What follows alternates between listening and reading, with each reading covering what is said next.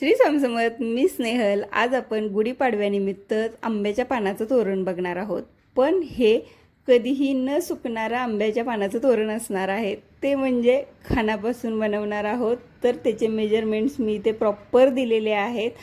कारण सिटीमध्ये राहणाऱ्या लोकांना बऱ्याच वेळा की आंब्याची पानंसुद्धा मिळणं मुश्किल होऊन जातं आणि त्याचं तोरण बनवणं तर लांबच. तर तुमच्याकडे असं तोरण असेल तर तुम्ही कायम हे लावू शकता. तर मी 7.5 इंच उंची घेतलेली आहे. खालच्या बाजूनीच मी 4 इंचावरती एक मार्क करून घेते, कारण आपल्याला प्रॉपर आंब्याच्या पानाचा आकार आला पाहिजे. तर 4 इंच जिथे घेतला होता तिथेच आपण 1.5 इंच रुंदी घेतोय आणि वरच्या बाजूला 1 इंच रुंदी घेतोय. आणि आता यापासून आपण पानाचा आकार देऊन घेणार आहोत.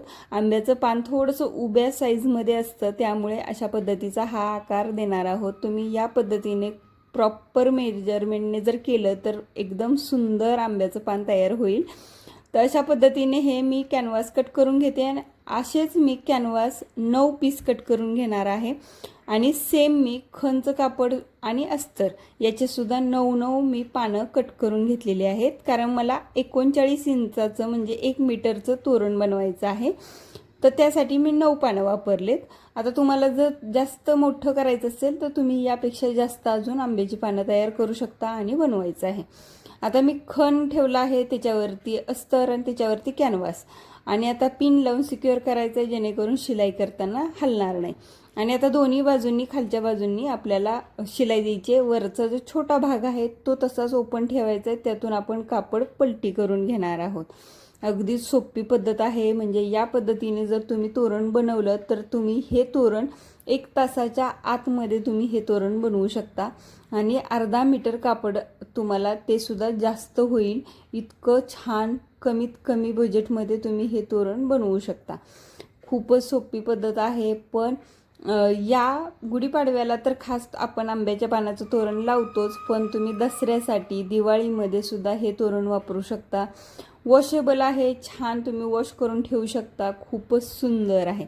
तर अशा पद्धतीने हे पान पलटी करून झालेलं आहे आणि हे बघू शकता एकदम छान प्रॉपर पानाचा आकार आलेला आहे. आपण त्याला प्रेस करून घ्यायचं आहे आणि त्याच्यावरती एक छानशी नाजूक अशी लेस लावून घ्यायची आहे.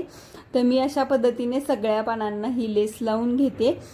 तुम्ही याऐवजी सरळ लावलेली आहे, त्याऐवजी तुम्ही पानाच्या आकारामध्ये सुद्धा लेस इथे लावू शकता. ती सुद्धा छान दिसणार आहे, पण मी या पद्धतीने लावून घेते. आता मी याआधीसुद्धा आंब्याच्या पानाचं पैठणीपासूनचं तोरण तुमच्यासोबत शेअर केलेलं आहे. ते बघितलं नसेल तर त्याची लिंकसुद्धा मी डिस्क्रिप्शन बॉक्समध्ये देते, ते सुद्धा नक्की चेक करा.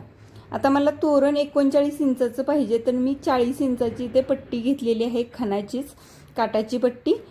तुम्ही कोणतीही लेससुद्धा वापरू शकता. तर इथे मध्ये घेतलेला आहे त्याचा, आणि आपल्याला आंब्याची पानं आहेत ती इथे अटॅच करून घ्यायची आहेत. पहिल्यांदा पिन लावून सिक्युअर करायचे आणि नंतर आपण शिलाई देऊन घेणार. आंब्याची पानं तुम्ही मेजरमेंट घेऊन सुद्धा अटॅच करू शकता, पण मी अंदाजे लावून घेतलेले आहेत. तर 1.5 ते 2 इंचाचं गॅप आहे आणि मी अटॅच करून घेते, पिन लावून सिक्युअर करून घेते. सगळी ही पानं मी अरेंज करून घेणार आहे. तर अशाच पद्धतीने दुसऱ्या बाजूची सुद्धा आपण अरेंज करून घ्यायची आहेत आणि त्याच्यावरती अस्तरची पट्टी ठेवायची. अस्तरची पट्टीसुद्धा मी 4 इंच रुंद आणि 40 इंच लांब अशीच घेतलेली आहे. प्रॉपर काठा एवढीच मी कट करून घेतली आणि वरच्या बाजूने आपल्याला शिलाई देऊन घ्यायची आहे.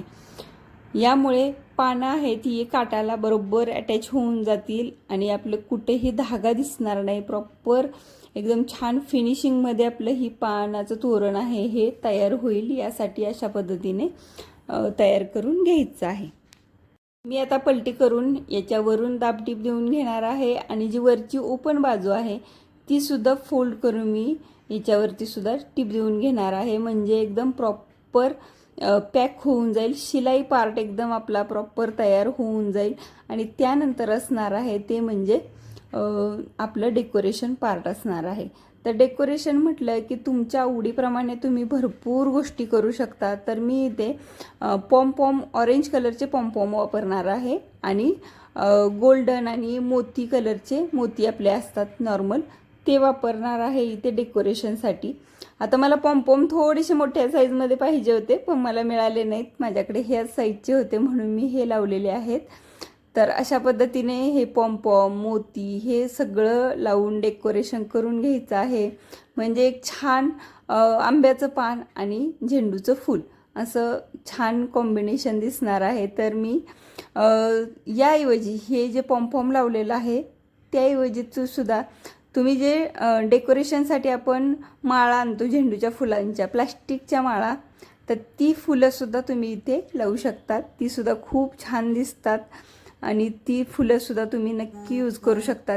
आपलं हे तोरण आहे हे कितीही वॉश करू शकता तुम्ही आणि कितीही वेळा रिपीट वापरू शकता. गुढीपाडवा असेल, दसरा असेल, दिवाळी असेल, तुम्ही आंब्याच्या पानाचं तोरण खास करून लावताच. तर हे तोरण नक्की ट्राय करून बघा. तुम्ही सेल करू शकता हे, कारण 1 तासाच्या आत तुमचं हे जर तोरण बनवून होणार असेल तर 1 दिवसात भरपूर सारी तोरण बनवून होऊ शकतात. कमीत कमी कापड वापरलं जातं आणि त्यामध्ये तुम्ही हे तोरण बनवून सेल करू शकता. तुमचं काहीतरी काम सुरू करू शकता. तर नक्की ट्राय करून बघा, कारण मला वाटतं की प्रत्येकाने ट्राय केला तरच त्याचं फळ मिळणार आहे. जर व्हिडिओ आवडला असेल तर एक लाईक नक्की करा आणि खाली कमेंटच्या ठिकाणी हाईप येईल ते प्लीज प्रेस करा. त्याचे पॉईंट्स मला नक्की द्या.